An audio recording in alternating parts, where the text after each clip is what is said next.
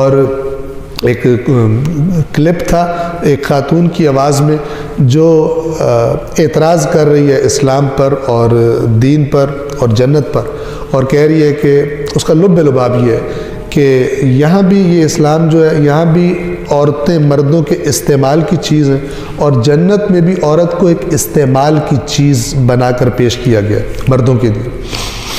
لہذا اسلام عورت کے بارے میں یہ کانسیپٹ رکھتا ہے کہ یہ ایک استعمال کرنے کی چیز ہے۔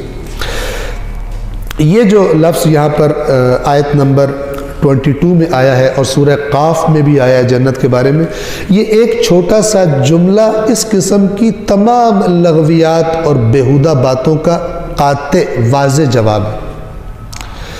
جنت میں جب کوئی جائے گا وہاں پر کچھ بھی اس کی مرضی کے خلاف نہیں ہوگا۔ یہ بڑی واضح آیت ہے، ریپیٹ ہوتی ہے قرآن میں، کیا ہے؟ والذین آمنوا وعملوا الصالحات فی روضات الجنات، وہ لوگ جو ایمان لائے اور نیک عمل کیے وہ جنتوں کے باغات میں گلستانوں میں ہوں گے۔ لہم، ان کے لیے ہوگا ما یشاؤون، جو وہ چاہیں گے، عند ربہم، ان کے رب کے پاس۔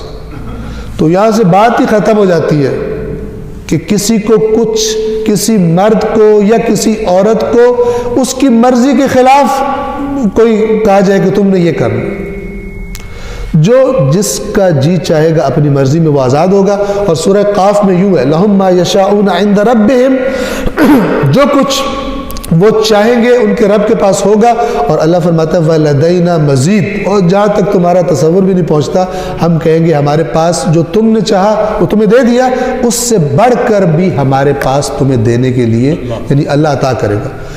تو اس کانسیپٹ کے بعد یہ کہنا وہاں استعمال اور فلان استعمال، یہ سب لغویات ہے۔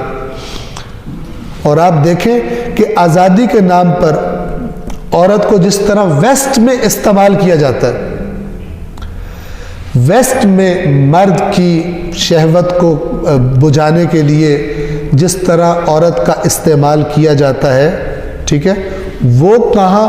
اور اسلام جو عورت کو مقام دیتا ہے وہ کہاں؟ بعض لوگ بس بیک میں وہی نفس پرستی ہوتی ہے اور وہ سمجھتے ہیں کہ گویا کہ دین عورت کو کم اختیار دے رہا ہے اور وہ عورت کو جاب کرنے کی اجازت ہے، دین نے دی ہوئی ہے۔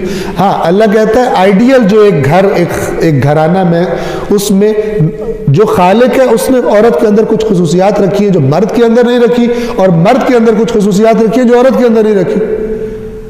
تو اب ان دونوں کو اللہ نے اولاد دینی ہے، وہ پالی جائے گی۔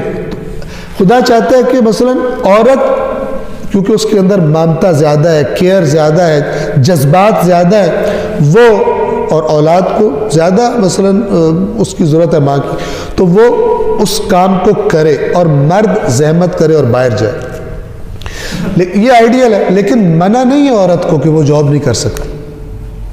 اپنی خدا کی طرف سے ذمہ داریوں کو دیکھے گی ایک مومنہ عورت، اور ان سے عہدہ برا ہوتے ہوئے وہ کام بھی، جاب بھی کر سکتی ہے۔